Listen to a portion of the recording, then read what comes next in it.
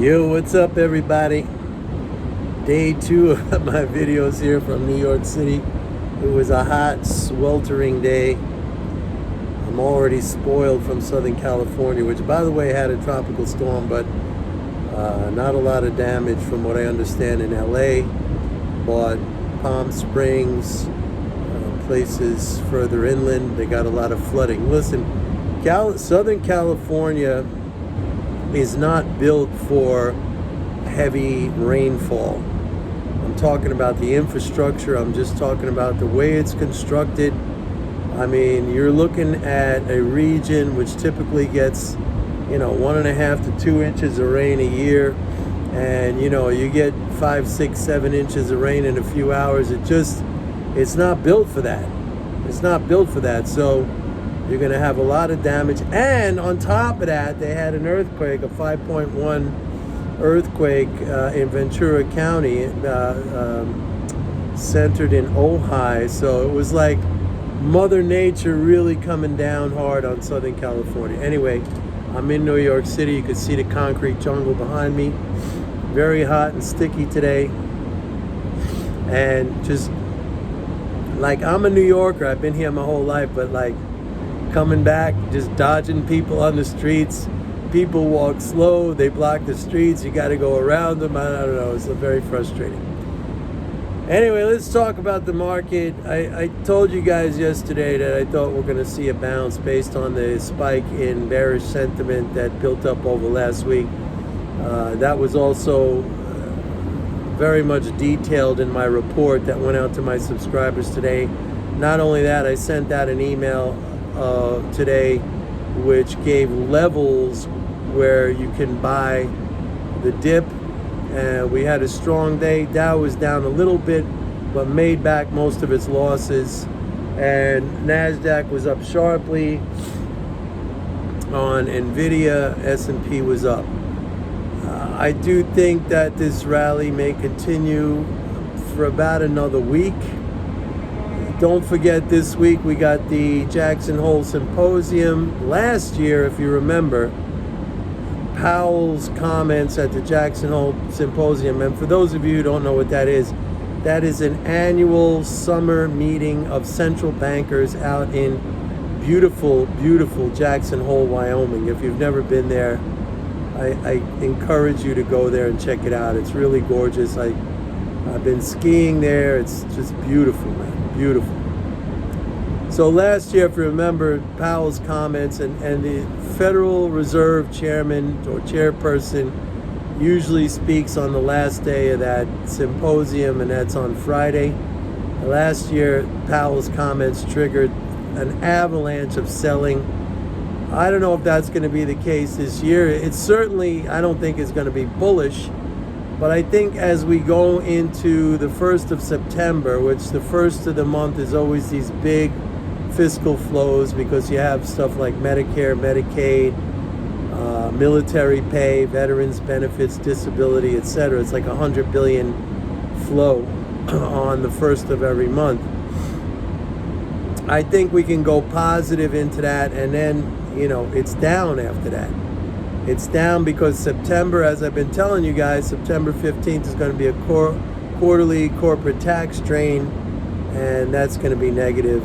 But again, just to reiterate what I've been saying now for a while, this is just cyclical stuff. It's not the overarching picture, which the overarching picture is bullish based on high levels of fiscal flows, and that's not going to be cut back. But I will caution on one thing, and that is the budget negotiations that will come up near the end of September. And I think the whole thing, as complicated as that is ordinarily between the extreme bipartisanship, it's going to be even more complicated because of the idiotic, imbecilic, stupid, ignorant downgrade of U.S. credit by Fitch. And the reason why I say that is because, number one, the downgrade is completely irrelevant. The U.S. has all of its obligations denominated in its own currency, so there's never a risk of insolvency.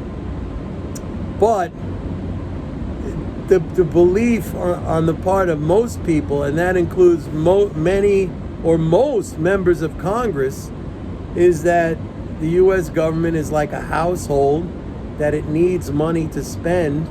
And so this belief is not just a constraint on, what the government can do in terms of its ability to spend, but it's also a political constraint, and it's gonna, this time with this downgrade, I mean, we could definitely see a government shutdown, which would negatively impact fiscal flows. So, and I've been saying this for a while, there's the outlook now is a little bit precarious. If it was just a question of the corporate tax drain, that's no problem. We deal with that. It's just a matter of time before those funds are recycled back into the economy through government spending. But if it's a question of a shutdown, that's a whole different story.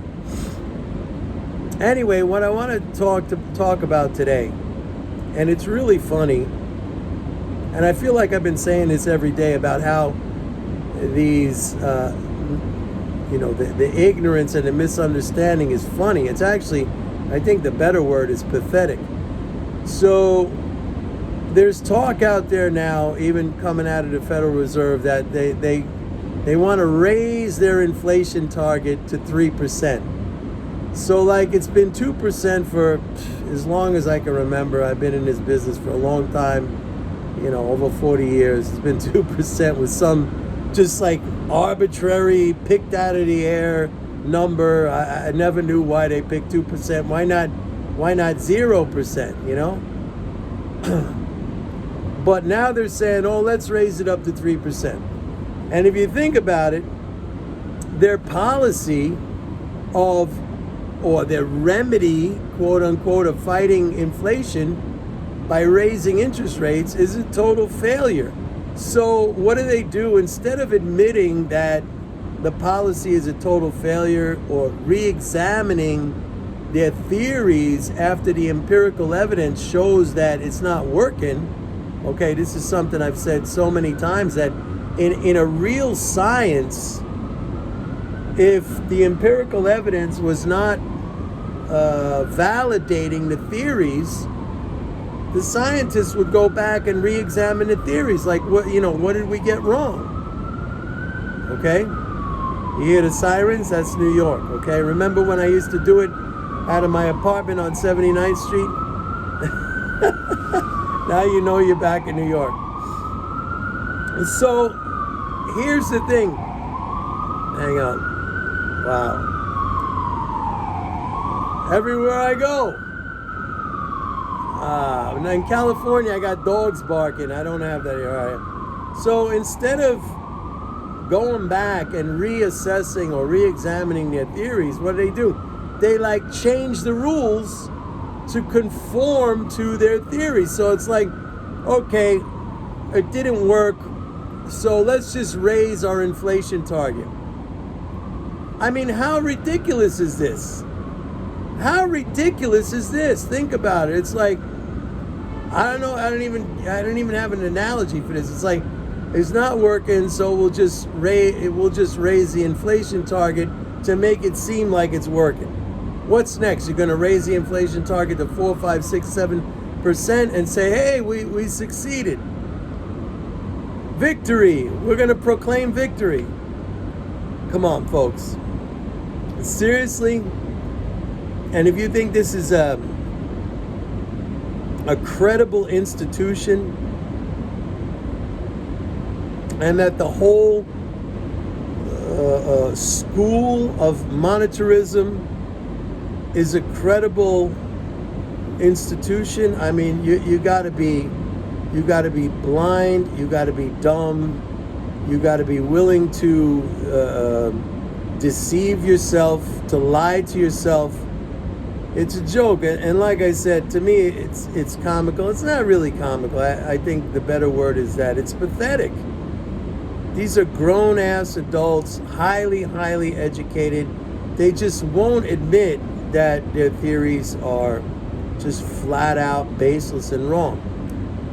Here's another thing that I saw today on that blog, Zero Hedge. Now, I've cautioned you guys a bunch of times in the past of, relying on Zero Hedge, because Zero Hedge is an Austrian hard money gold bug blog, okay? Super monetarist, hard money Austrian gold buggy kind of blog.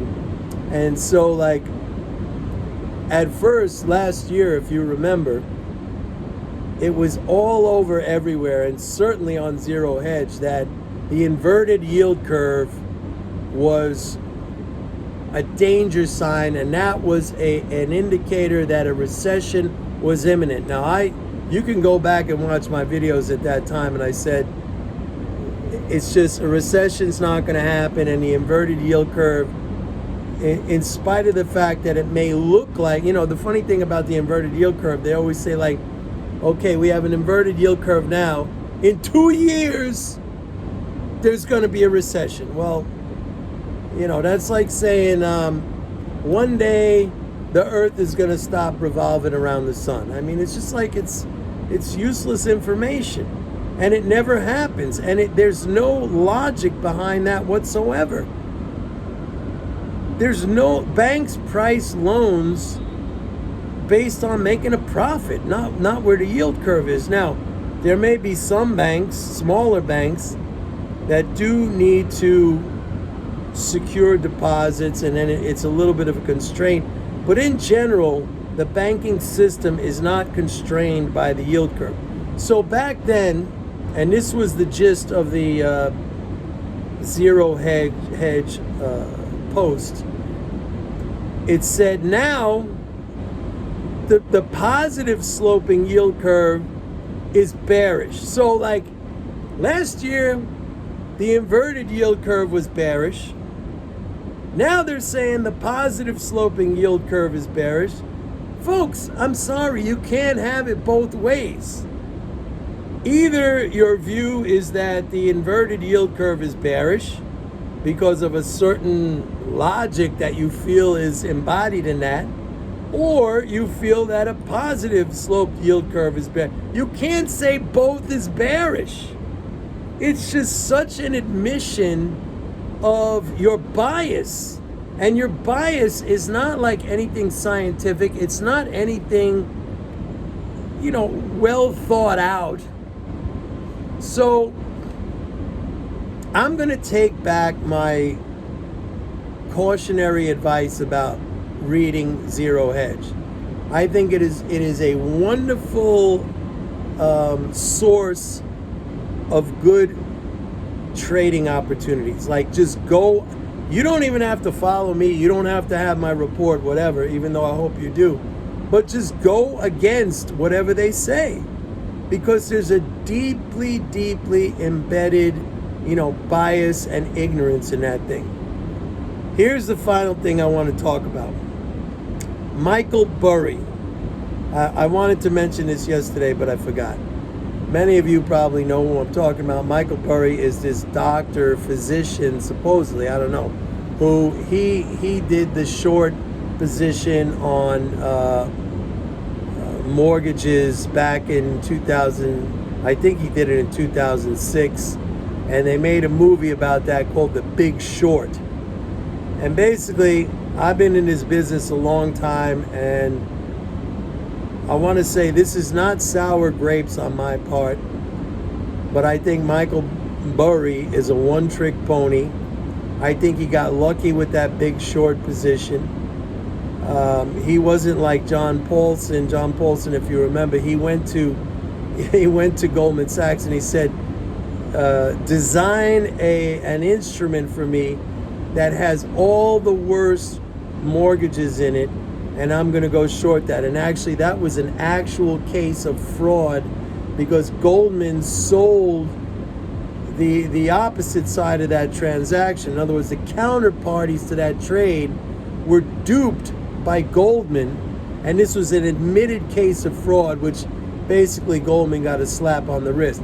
But Michael Burry in 2006, he went short the mortgage market, and so he made a bet, and it proved to be a profitable bet. But to me, that's luck. That's a broken clock is right. You know, what is it? Twice a day, once a day. Where to me, he's right one time.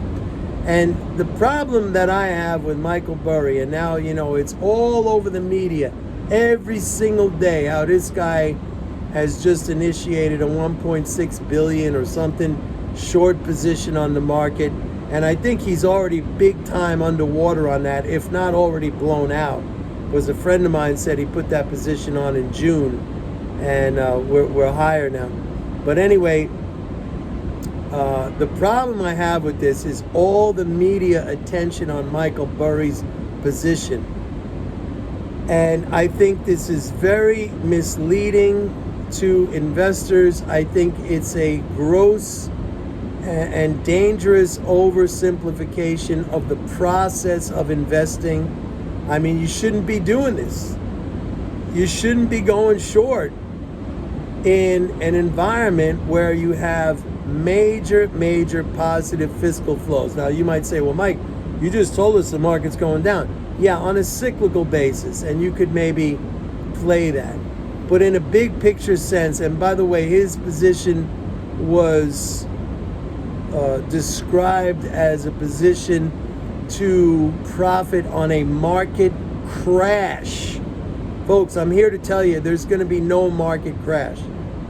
There's going to be a correction based on all the things I've been telling you, like fiscal flows and corporate tax strain and blah, blah, blah, things like that. But it's not going to be a crash. And you should welcome these periods of correction. These are buying opportunities, okay? And it's like every time we see, hey, the death cross just happened. And I just instinctively just say to people, every time you see that, you should buy. Because there has never been a death cross. Look, I'll be the first one to tell you when the shit's really going to hit the fan and you got to get out. But I'm not going to tell you that when we have, fiscal transfers at 40, 50, 60% above the Trump presidency. And that's not going away. Well, it might go away if we have a government shutdown, and I just advised you of that. But otherwise, it's not going away. I don't know what more you want. I told you there was going to be a bounce this week. So, if you're not subscribing to my report, I don't know why. I really don't know why. You're not getting information like this from anywhere else. You're being misled. You're being, I would say, educated in a way that equates to malpractice. I mean, Michael Burry, you know what the irony is? Michael Burry is a doctor.